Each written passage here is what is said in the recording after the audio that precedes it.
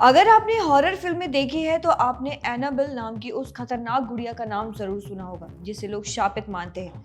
लेकिन क्या ये गुड़िया सचमुच इतनी खतरनाक है? अमेरिका के पेंसिल्वेनिया के गेटिसबर्ग में हुई एक ताजा घटना ने इस सवाल को फिर से सुर्खियों में ला दिया है। मशहूर पैरानॉर्मल इन्वेस्टिगेटर डैन रिवेरा की रहस्यमयी मौत ने न सिर्फ उनके चाहने वालों को झकझोर दिया बल्कि सोशल मीडिया पर भी सनसनी मचा दी। आइए इस घटना के बारे में विस्तार से जानते हैं और समझते हैं कि क्या ये महज एक हादसा था या फिर इसके पीछे कोई अलौकिक शक्ति थी। ये कहानी शुरू होती है गेटिसबर्ग पेंसिल्वेनिया से, जहां डैन रिवेरा एक खास टूर का हिस्सा थे। इस टूर का नाम था डेविल्स ऑन द रन, जिसे घोंसली इमेज ऑफ गेटिसबर्ग टूर्स ने आयोजित किया था। यह टूर सोल्जर्स नेशनल ऑर्फनेज में हो रहा था, जो पहले से ही भूत प्रेत की कहानियों के लिए बदनाम है। इस टूर का मकसद था पैरानॉर्मल गतिविधियों की जांच करना और लोगों को इनके बारे में जागरूक करना। डैन अपने साथ उस कुख्यात एनाबेल डॉल को भी अपने साथ लेकर आए थे, जिसे लोग दशकों से डरावनी घटनाओं से जोड़ते थे। 13 जुलाई 2025 की रात टूर के दौरान अचानक डैन रिवेरा बेहोश हो गए। वहां मौजूद लोगों ने तुरंत उनकी मदद की, सीपीआर दिया गया और मेडिकल टीम को भी बुलाया गया। लेकिन अफसोस 54 साल के डैन को बचाया नहीं जा सका और उनकी मौके पर ही मौत हो गई। डैन कोई साधारण शख्स नहीं थे। वे new England society for psychic research यानी कि NESPR के सीनियर लीड इन्वेस्टिगेटर थे और अमेरिकी सेना में भी अपनी सेवाएं दे चुके थे। पिछले 10 सालों से वे भूत प्रेत और अलौकिक घटनाओं की जांच में जुटे थे। उनकी मौत ने सबको हैरान कर दिया, लेकिन कहानी यही खत्म नहीं होती।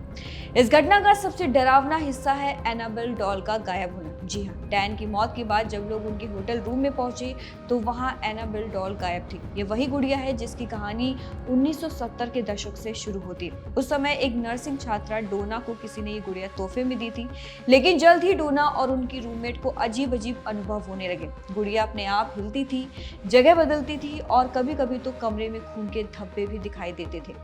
डर के मारे डोना ने मशहूर पैरानॉर्मल इन्वेस्टिगेटर एड और लॉरेन वॉरेन से संपर्क किया। वॉरेन दंपति ने जांच के बाद दावा किया कि इस गुड़िया में किसी 6 साल की बच्ची की आत्मा नहीं बल्कि एक दुष्ट शक्ति का वास है। इसके बाद एनाबेल को कनेक्टिकट के एक विशेष म्यूजियम में कांच के डिब्बे में बंद करके रखा गया, जहां इसे सख्त निगरानी में रखा जाता है।